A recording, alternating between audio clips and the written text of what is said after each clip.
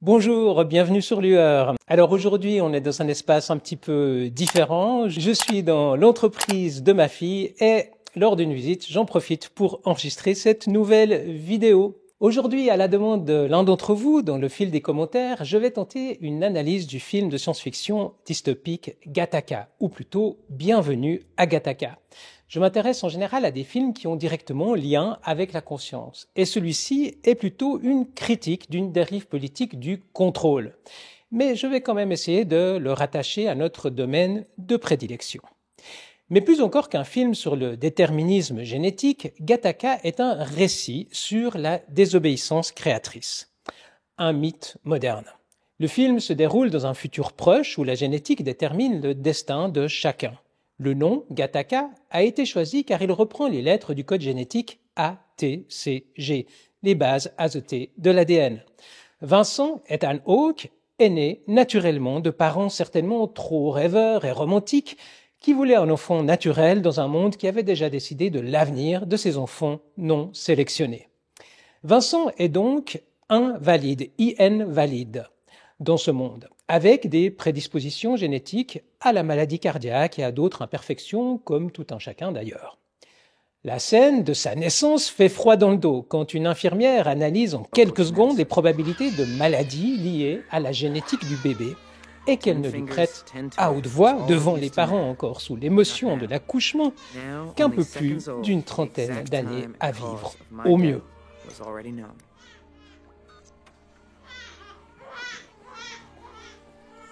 Neurological condition 60% probability. Manic depression 42% probability. Attention deficit disorder 89% probability. Heart disorder 99% probability. Early fatal potential. Life expectancy 30.2 years. Cet enfant, comme tous les enfants, a des rêves et comme beaucoup d'autres enfants, il rêve de devenir astronaute, carrière qui devrait lui être impossible à réaliser à cause de son code génétique naturel, non sélectionné. Il rêve de devenir astronaute, mais son ADN le condamne à des emplois subalternes.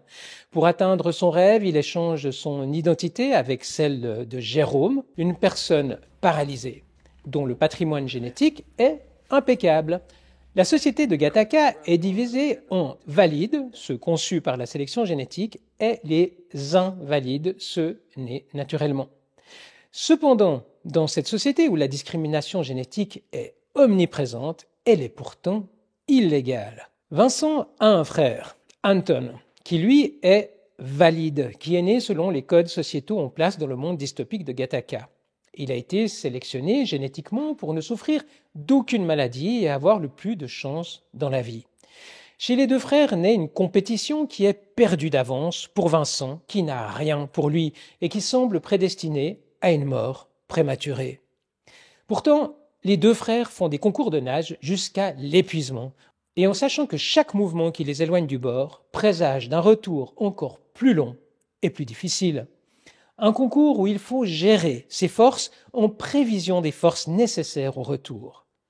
À 2 reprises, Vincent gagne cette épreuve non parce qu'il est en meilleure forme que son frère, mais parce qu'il a quelque chose à vaincre, à dépasser, à prouver, alors que la vie d'Anton est déjà une réussite dès le départ. D'ailleurs, l'étymologie du prénom Vincent est le vainqueur, celui qui se dépasse, alors que l'étymologie d'Anton est quant à elle le précieux, l'inestimable. C'est l'enfant précieux, attendu, parfait, qui ne pourra que constater sa défaite. Anton commence aussi par Ant, A-N-T, comme anti-héros, celui qui reste sur les rails, car un héros ne peut pas rester dans les rails. Il n'est pas possible d'être un héros dans l'obéissance pure et simple. Il y a un degré de dépassement à atteindre, dépassement de soi ou des lois. Pour pouvoir se cacher et réaliser son rêve de devenir astronaute, gagner les étoiles, Vincent se voit obligé d'emprunter l'identité d'une personne valide devenue invalide, parce que paraplégique. Jérôme, au code génétique parfait qui ne lui sert plus à rien, cloué sur sa chaise roulante, il ne peut plus accéder aux hautes sphères de la société. Un pacte va lier Vincent et Jérôme, et Vincent endosse dans les moindres détails cette identité parfaite et dissémine autour de lui des traces d'ADN de Jérôme, en portant des morceaux d'ongles et des bouts de cheveux qu'il laisse traîner sur son passage pour égarer les contrôles sanitaires éventuels. Chose intéressante, avant son accident, Jérôme lui-même était un champion de natation. Champion ou presque, car malgré sa perfection, il n'avait jamais atteint la médaille d'or. Il y a un fil d'eau qui relie ces personnages, un fil qui illustre à merveille l'épopée de Vincent qui doit lutter plus fort que son génome ne lui permettrait. L'eau et la mer sont des symboles de liberté et qui inspirent des envies de liberté, mais ils sont aussi des symboles de limites infranchissables. L'horizon recule au fur et à mesure qu'on s'en rapproche, nous laissant nager jusqu'à l'épuisement, au surpassement ou à l'abandon. Mais arrêtons-nous sur le titre un instant, le titre complet. Bienvenue à Gattaca. Le mot « bienvenue » est important. Il laisse entendre que tout le monde est bienvenu. C'est une invitation, tout a l'air lisse et accueillant. Pourtant, ce « bienvenue » cache exactement l'inverse de ce qu'il promet. Car personne d'autre que les personnes génétiquement sélectionnées à la naissance n'est réellement bienvenu dans cette société-là. Et encore moins dans cette école d'astronautes qui n'accepte en ses murs que la crème de la sélection génétique. Le message lisse et avec un vernis de bienveillance peut faire croire que tout est pensé pour le mieux et le bien de chacun, un peu comme les zones à faible émission. Qui ne veut pas moins polluer? On se le demande. Mais qui peut moins polluer est une autre question qui semble assez urgente à se poser. Comme disait mon père, l'écologie est trop souvent un sport de riches.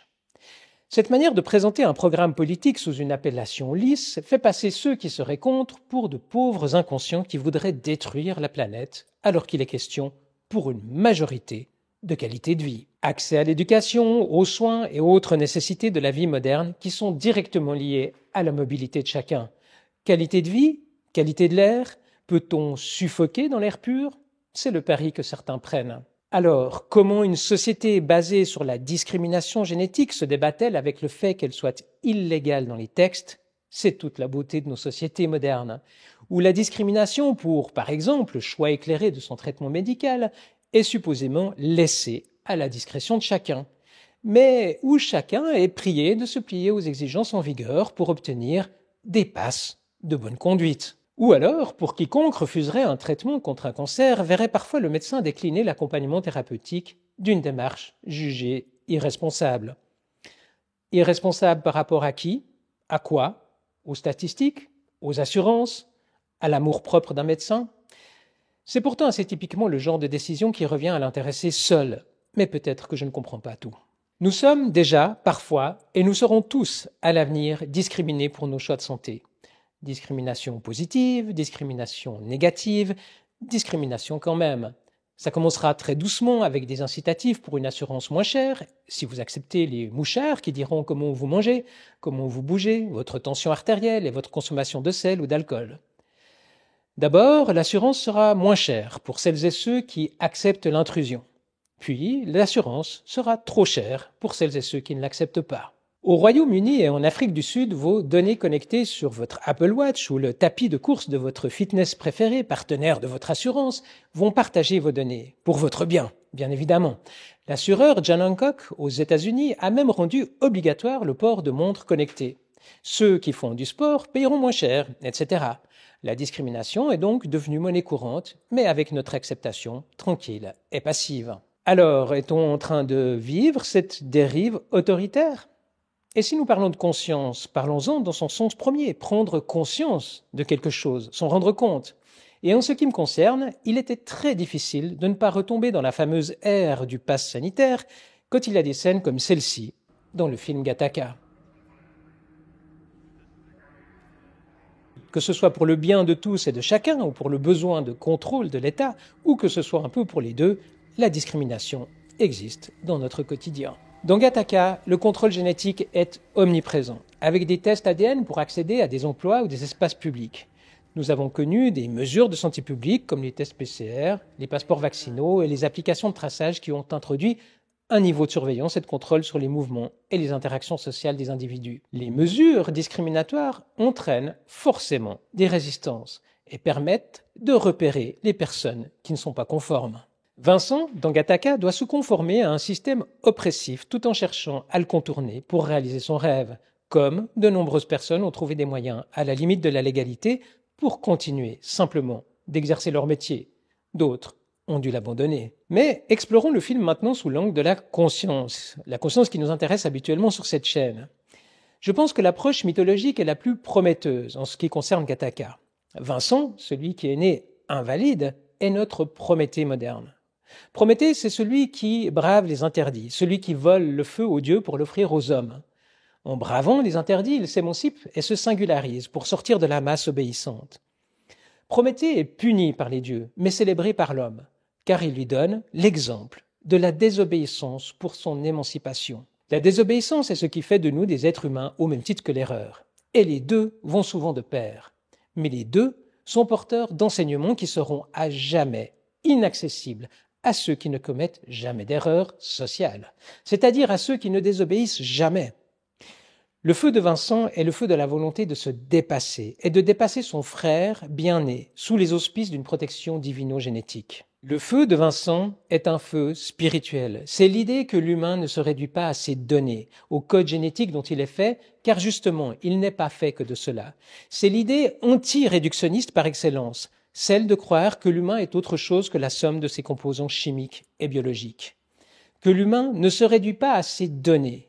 Vincent, en devenant l'astronaute qu'il a toujours voulu être, déclare à la face du monde sa détermination à ne pas rester dans les cases qui lui ont été assignées. Il devient la preuve devant son frère parfait que l'impossible est possible. Il devient supérieur à celui qui était destiné à l'être. Anton, quant à lui, avec son parcours sans faute, devient officier de police et est amené à faire une enquête pour meurtre dans l'école d'astronautes que fréquente son frère. Mais évidemment, cela, il ne le sait pas, car dans le monde d'Anton, son frère ne peut pas faire partie de cette école d'élite. Il ne peut même pas l'imaginer à cette place. Anton est le représentant de l'ordre, celui par qui l'ordre règne. Anton est notre surmoi obéissant, le bon fils, fidèle à l'ordre. Son frère Vincent est une contradiction vivante du monde auquel il croit. Et ce n'est certainement pas un trop grand spoiler que de vous dévoiler qu'à la fin, Vincent va réussir son pari et partir dans les étoiles, rejoindre de sa condition d'humain la voûte céleste où vivent les dieux. Alors que son frère reste planté au sol à faire régner l'ordre. Alors, la question qu'on peut se poser, cette dérive autoritaire, est-on en train de la vivre? Et nous, aujourd'hui, sommes-nous prêts à désobéir? Voilà, merci de m'avoir suivi jusqu'ici. À la prochaine. Ciao.